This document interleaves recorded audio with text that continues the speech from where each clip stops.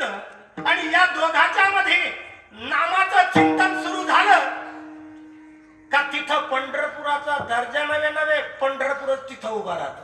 संत भार पंढरीचा.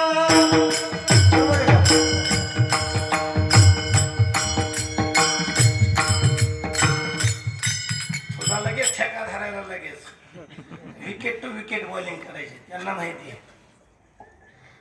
तुका म्हणे देव भक्तांचा संगम, तुका म्हणे देव भक्तांचा संगम.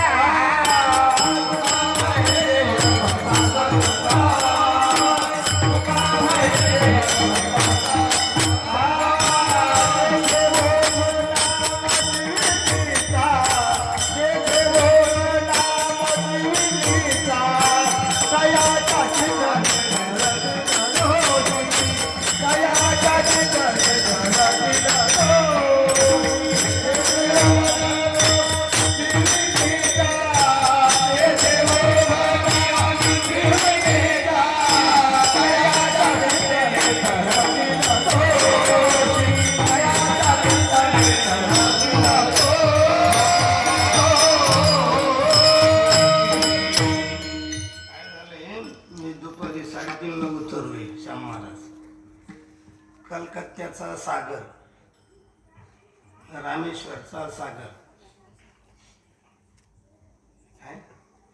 जगन्नाथपुरीचा सागर, गोकर्णाचा सागर, एवढे सागर माया संघ आले. पुढं नाकात आणि छातीत. कळलं का? तसं दुसरीकडे असतं तर ऍडजस्ट केलं असतं, पण नामदेव बा म्हणे आई करा बाबा, आले पाहिजे. तुम्ही जरा मला श्यामभाऊंचं नाव सांगितलं असतं तर व्यवस्थित पंढरपुरात झोपलो असतो ना.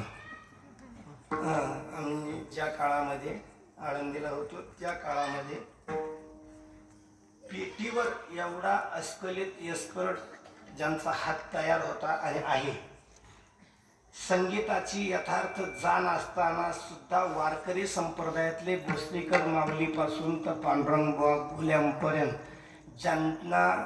ज्यांना अशा सत्पुरुष वारकऱ्यांच्या अंतकरणात प्रेमाची जागा होती ते श्याम महाराज आहेत. महाराज लक्षात ठेवा. तो काल असा होता श्याम महाराज. किती चांगलं म्हणू द्या, त्यांना 2:45 मधून म्हणू द्या, नाही तर 3:15 मधून म्हणू द्या, संगीत रत्न असू द्या, पण वारकरी लोक त्या काळात आपलं म्हणत नव्हते.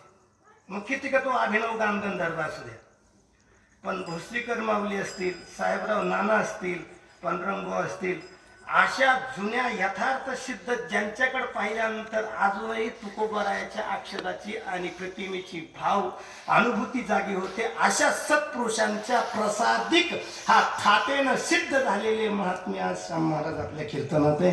त्यांना साष्टांग दंडवत करून अभिनंदन करून आपल्या देवगिरी पंचक्रोशीच्या अनेक कधी कधी काय होतं, काहींची बुद्धी प्रगल्भ राहते पण वाणी प्रगल्भ राहते, काहींची वाणी प्रगल्भ राहते पण बुद्धी